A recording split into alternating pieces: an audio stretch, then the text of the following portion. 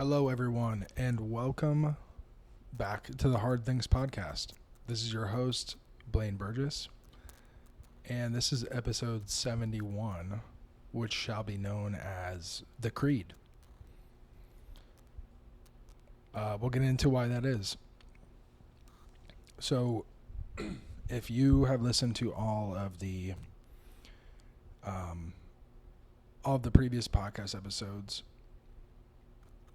I think what's happened to me in the last few days since I posted episode 70 and recorded, and 69, those were a couple days apart. I guess maybe I was a little bit hesitant because I didn't quite know what was next in terms of my creativity, but thankfully, through the process of creating this podcast, doing all this work, I haven't really been sure like what the purpose of it would be, but I've just been doing it, expressing myself as the expression kind of came up in me. And obviously took some time off as well, if you've been following. So I haven't really known where all this is heading.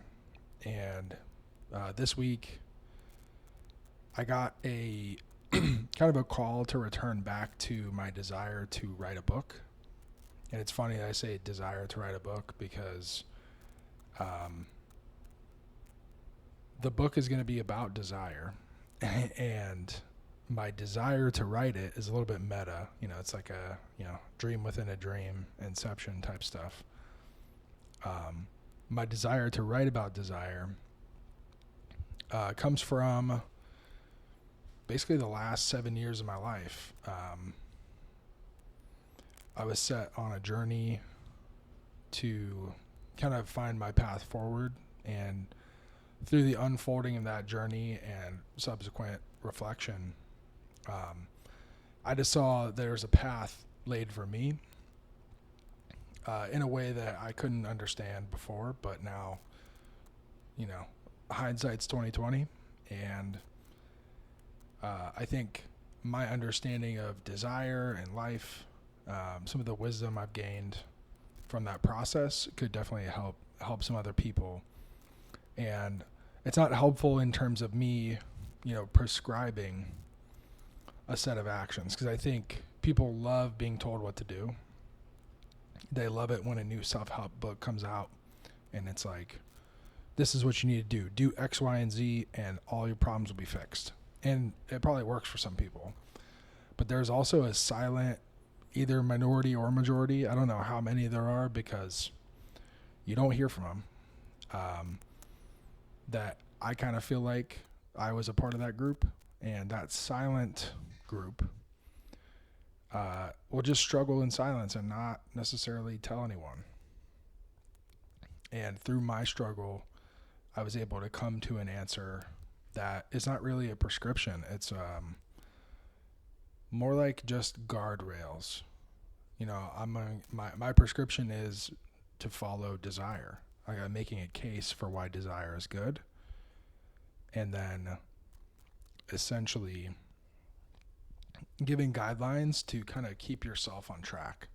So your desire is going to take you all kinds of places, maybe that mine wouldn't take me, for example. And there's going to be specific scenarios in which you're going to have to use general principles and your best judgment. And that creates a little element of danger, because if you are the person going through it, you're not going to be 100% prepared to do this. But I can tell you, I went through it, and I think if I could go back and set guardrails for me, I would have still had the same path and got to a similar result, but maybe even a little bit sooner and without some of the danger that I encountered. So not everything is controllable, but I do think the points I'm going to make will allow you to get to your destination faster with less danger. if you are on a quest seeking something. Maybe you're not. Maybe you found what you like and you're living your life. And that's great. But for that silent group that's still working, maybe feels a little bit misunderstood. Hopefully I strike a chord. So this podcast is not the entire book. I think it might also be a series of books. I've thought that this whole time. I've mentioned before on this podcast that I want to write a book, and that desire has taken me places that I couldn't have otherwise expected. And so I owe everything, all of the kind of mental downloads I'm getting right now, my experiences, my wisdom, all that, I owe it to the desire to go through it with the intention of sharing, to make the world maybe just a little bit safer. You know, in a world where safety doesn't come easy, or maybe doesn't exist at all, we can make it a little bit safer. So you can get the most out of life without, you know, the maximum amount of risk. You know, you're going to have to risk something, but maybe we figure out how to risk it without, you know, certain consequences being on the table. So what is this guy even saying? I think it's time to get into it for this episode, the Creed. And I'm going to weed some people out right now. So some of this is based on Nietzsche. Some of this is based on a video game called Assassin's Creed. And, but the concepts are really solid. And it's me just weaving together, you know, kind of some creative stuff from a modern video game with some old white dude philosophers. But there's a lot of wisdom in this, and I think the result is the very beginning, the first chapter. This is going to be the first chapter of this book, I believe. So this is me talking through the idea, almost like a pre-rough draft. And I'm really excited to see where it goes. So in my journey, I mentioned roughly 7 years ago,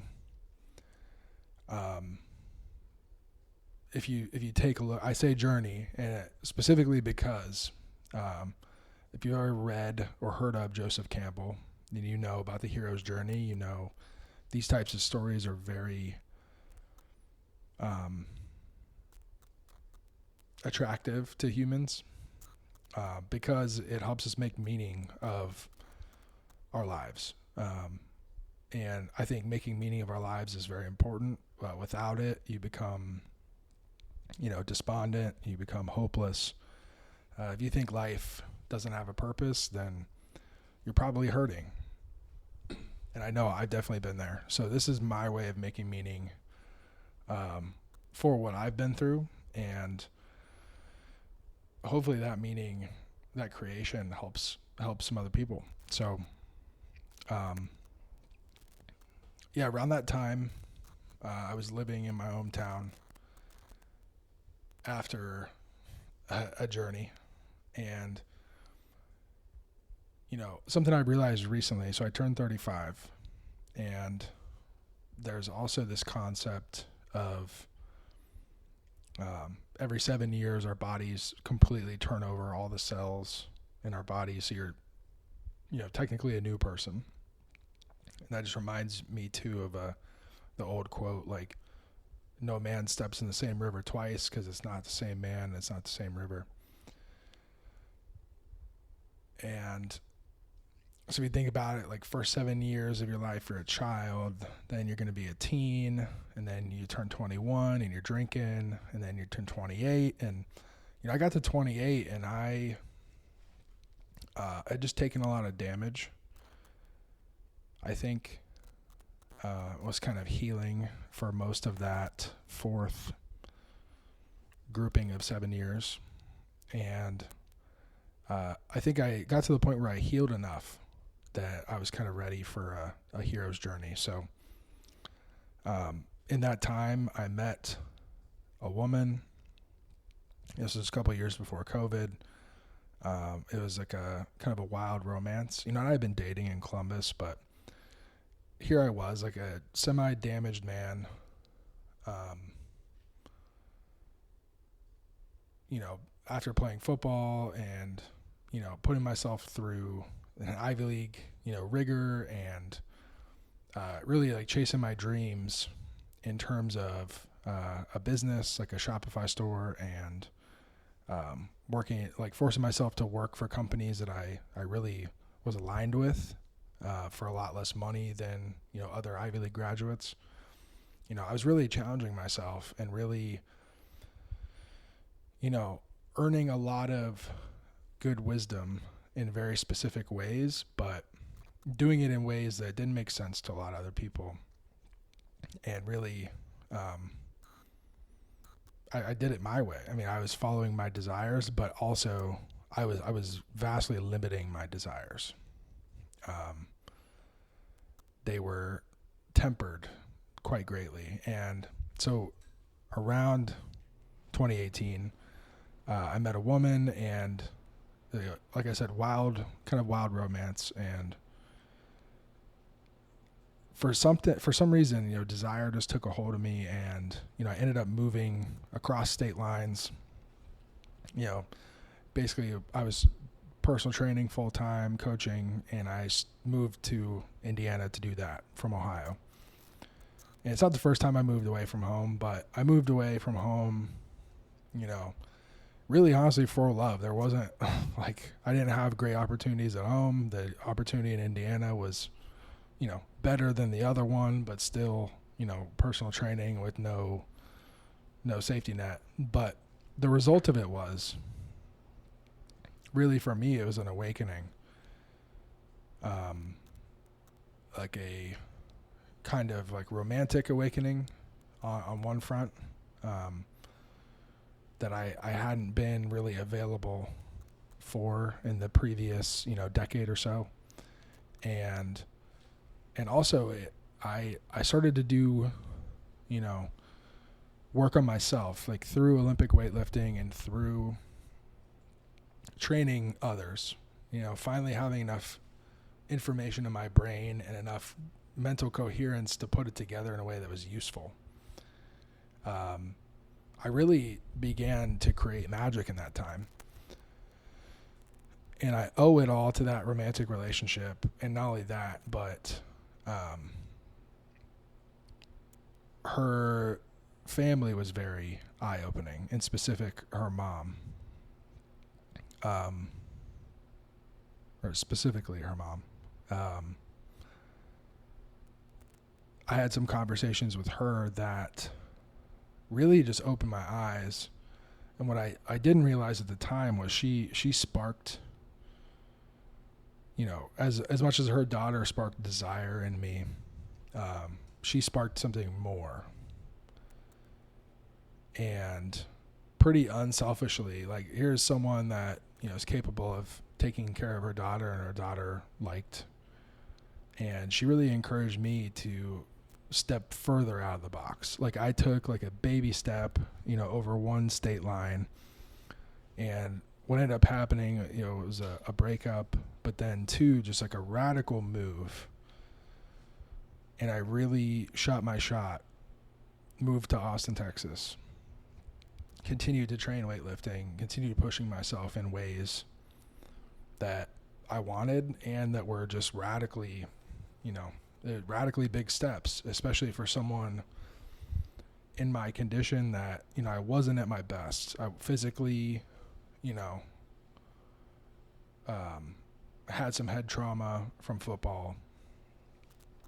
And really it just kind of had just been playing it safe, and slowly started to expand my, my capacity for danger and for risk. Again, when, I don't know if going to Harvard was a risk that I didn't quite understand, but when I took it, I didn't think of it as a risk. I took it as an opportunity, and, I didn't see it that way, but, I took a lot of chances, but they weren't calculated. They weren't, when you take risk, you want to calculate the risk. You want to have a plan. You know, a lot of stuff I did, just no safety net and no backup plan and no capacity to pivot on the run. You know, I wasn't skilled enough to really take advantage. So I had started to build this. And, you know, through that move to Austin, a couple more romantic relationships, you know, I really started to cook with like the two things that were, one thing that was kind of holding me back was a specific relationship I had in high school. And the results of that, you know, the psychological damage became physical damage. And I really just started to undo all of that, you know, to open myself up to life and what life has to offer, because I had closed myself off for so long. So really, I think what started it all was this idea. I talked about Nietzsche. He talks about eternal recurrence. So he talked about how time stretches forward and backwards into eternity. So talking about like everything that happens now must have happened before. And I think from like a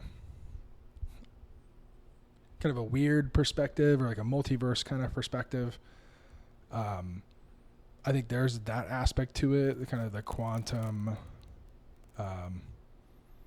physics version and the nature of time and gravity and all this stuff. But I also just think from a human perspective, you know, we have these generations of people. Nowadays we live to like 70 or 80, and you have the next generation. And there's books out there that talk about how these cycles humanity goes through. It happens roughly every 80 years or so. And, you know, I just realized to myself too that there are cycles, like in my family, things that have happened, and it was my turn to have a go with the cycle. And this theme of eternal recurrence, like I can avoid this, you know, eventually build a family and maybe pass it on to my kids so that my kids will have to deal with this. I think that's one way that humans deal with pain and trauma. Or I could stop it right here, right now, and allow maybe for a different story in the next generation, and even a different story for me until the end of my life. Because you're not done until you decide to check out. You know, you either physically check out or you can mentally check out even before you're dead. So I don't know, something in that whole process just woke me up. And so I realized, like, hey, I can either, you know, be passive about this and my life is going to go by, like as I have been, you know, trying to recover and heal, or I can get active and start to, you know, chase my desires and figure out how to have the capacity to do so. So really that's what this is all about. So the idea of eternal recurrence kind of drove me down to like the opposite of that. So when either you or your ancestors or your, you know, predecessors or your, you know, your future family or even just yourself throughout the epochs of your life, you know, every 7 years or however long your cycle is, you know, what is it that holds us back? And if I really just boil it down, even as far back in high school, I could think of this thing that's really at the bottom. Like I think religion, like Christian religion, likes to talk a lot about the original sin being cast out of Eden.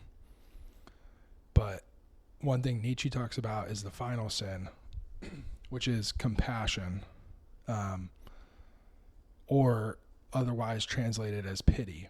I think those two things are a little bit different and maybe mistaken for each other.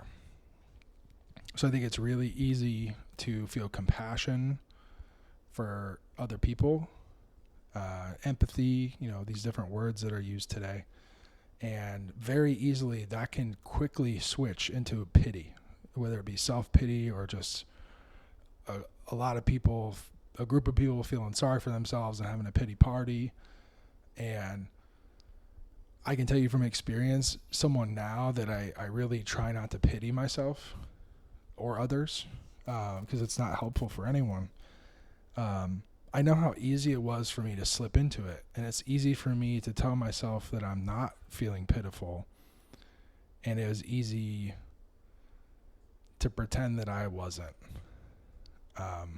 just really to get by. And the thought of it is almost offensive. When you're in it, you're just upset. Like when you're upset and either you or someone else tells you not to be upset, you're just like, fuck you, I'm upset. Like, it's so hard because it is okay to be upset, but you just can't let yourself stay there. Like, if you've been offended and you feel upset and you're having a pity party, like, you have to snap yourself out of it and like have compassion for yourself, but also know nobody else is going to fix this except you. And it's even harder when it's another person and the only person that can fix it is them, but you're invested in them fixing it, And I think having been there for people who, much like myself, waffled in and out of pity and self-pity and all the ranges of emotions, like pity within genuine compassion and genuine empathy. Like pity is the most sadistic because it hides in plain sight inside of real, like, virtuous emotions. Like, you can have something that is just real and completely needs to be validated, and then pity is just hiding in there, just a morsel of it. And if anything is the enemy, I think it's pity and self-pity. And I will, fight that most likely now until the day I die. And there's a lot of ways I think we can fight it. And I'm trying to figure out where I want to take this now. So basically I started with eternal recurrence, which cast me down into the pity party, the pit of misery. Dilly dilly. If you remember that old Bud Light commercial from a few years ago. If you're in the pit of misery, you cannot stay there. And if you're in there with other people, they're going to try to keep you in and pull you down in there. And man, when I tell you get in a group of people who are feeling sorry for themselves, there's nothing more attractive than just staying there. Oh, I can't think of a colder exit, like a warm pity party, and you just decide you want something better for yourself. The people inside, so cold. When you leave, it's even colder. There's no comfort outside of that pity party. There's really no benefit. There's no immediate benefit to leaving a pity party. And it's so hard. That's why I genuinely, now that I am like aware of this and I'm vigilantly watching myself and not letting myself go back to a pity party, I do have genuine compassion for myself. 'Cause it's hard. It's like a hill just covered in oil and slime and mud, and you got to get to the top of that hill, and it's just like everything possible is keeping you from getting to the top of that hill, and you just got to get to the top of the hill. And like once you do, just know, like, it has to be that bad, because you have to know that you never want to go there again. You have to, like, experience it, really, I think, to get through it. And that experience comes from desire. Because honestly, when you're in a pity party, there's a lot of benefits to life that you just won't have access to. So if you're desiring the right things, you're going to get your ass up out of there. So that's kind of the preface to what led me to this, a little bit of the intro. So the intro of the book's going to be about, truth. I think if I could boil life down to one truth, it's just, you cannot get stuck in a pity party. And it seems so silly for that to be the hill I'm going to die on, but I'm going to die on it. And I think it's really affecting our world right now. So I'm going to help as many people as possible leave the pity party. I'm going to create a party that is more attractive somehow. I don't know how, but I think for some reason this book is the first step. So why is this episode called The Creed? We're not even talking about any kind of creed yet. But I think this part's going to be a little bit more simple and straightforward. So there's a quote by Aldo Leopold. It says, "Ethical behavior is doing the right thing when no one else is watching, even when the wrong thing is legal. Even when everyone is having a pity party and we have sanctioned pity parties, you cannot allow yourself to participate. It is not ethical. Ethical behavior is doing the right thing when no one is watching, no one is cheering. It's literally just you and your own desire to get away from the pity party." It is so, so important. So when I say the creed is something, I just, that quote reminds me of the creed and vice versa. There's a very simple saying in Assassin's Creed. It's called the Maxim. So it says, "Nothing is true, everything is permitted." If you really think, if you boil life down, like, you're born, someone keeps you alive until you're conscious enough to operate. And then at that point, without any other guidance, with no church, no society, no nothing, nothing is true, everything is permitted, and you're just going to learn how to survive. So right now, our world is set up in a way that on the surface, if you don't poke or prod anything, it looks safe. But let me tell you, pity parties are not safe. And they're hidden everywhere. And sometimes you don't even realize you're in one until you are. So nothing is true, everything is permitted is just an invitation to, it's not an invitation for lawlessness or chaos. It's an invitation to test everything, test your assumptions. And I think one of the characters in the game literally says this: to say that nothing is true is to realize that the foundations of society are fragile and that we must be shepherds of our civilization. To say that everything is permitted is to understand that we are the architects of our actions and we must live with their consequences, whether glorious or tragic. So I think life is already tragic, just without any other input.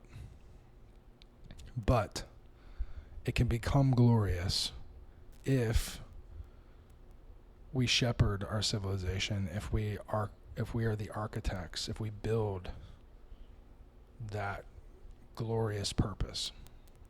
So I think for a long time I always thought it was just, assassins, cool, they're just like killing people in this game, but like they did it trying to stabilize things. So the three tenets of the creed, stay your blade from the flesh of an innocent. And now, that requires the judgment of, who is innocent, who is not. And I think that takes some wisdom, of course. It says hide in plain sight, so don't call too much attention to yourself. I think that is very fair as well. There's been some world leaders that, kind of test the assumptions and push the envelope on things that have been assassinated because they're not hiding. They're very much in plain sight, calling attention to themselves, and there are forces that want to stop the change that would hurt them. And then last but not least, never compromise. In this case, the brotherhood, but the creed, so if you fail in some way, you just have to take your L. And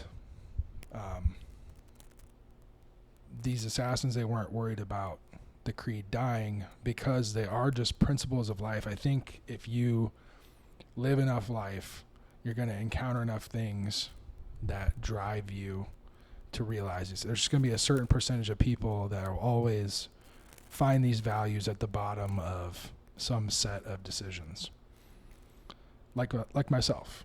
And these are things that I was thinking of on my own, and I remembered back to the video game, and it was just that phrase, nothing is true, everything is permitted. And the ironies of that, like I was saying, the assassins promote peace but commit murder. They want to open the minds of men but require obedience to rules, and they seek to reveal the danger of blind faith yet practice it themselves. So being a bit of a hypocrite and also forcing yourself to be wise and cultivate balance is just a factor of being alive.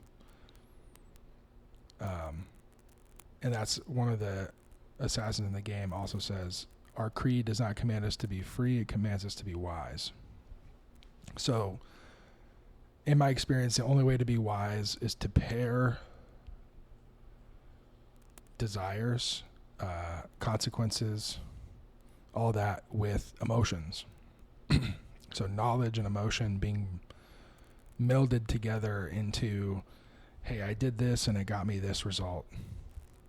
But even deeper than that, many repeated tests, the results of those, and then also just the feeling of, hey, this outcome happened, but maybe I was still justified.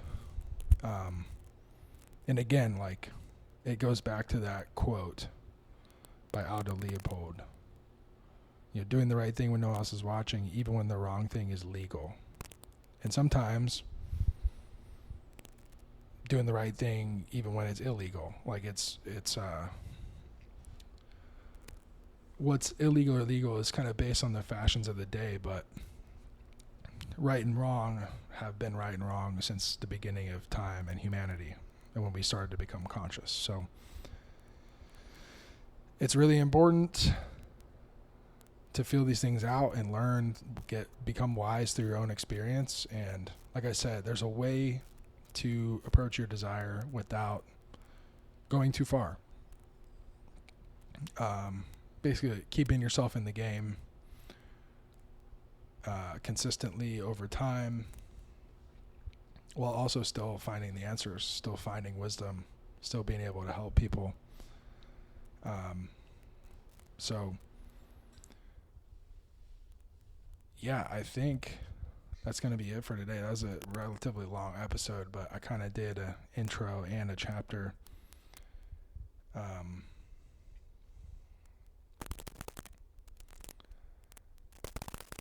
There's a lot to say on this topic, which is great. I'm going to be writing a book, as I said on that. But I think that's where I'll leave it for today. And really, that's this whole book. The title going to be Initiative, the Book of Desire. And as much as I think pity is the key, I think any negative side of life that you want to pity yourself about, I think the opposite of it is life and energy and vitality, and at the core of that is desire. So learning how to express our desire and pursue things in a healthy way to become wise and also push the world forward. Not to say that you're never going to make mistakes, you definitely are, but how do we minimize them, minimize negative consequences for others, make sure that we bear the consequences on ourselves for our decisions, and other, associated rules, I think, are things that I'm going to get into down the road. So that's just where we start for today. So the creed is kind of a will to investigate, a desire to understand life, to engage with it. And it's kind of where it starts. That's why it's chapter 1. So until next time, I hope you enjoyed this. I will be getting into more about desire and the forms of desire I think are important to pursue in this life for all the reasons I just mentioned. So I'm going to keep thinking on this and being open to receiving more guidance from life. I hope you do the same, and we'll see you next time.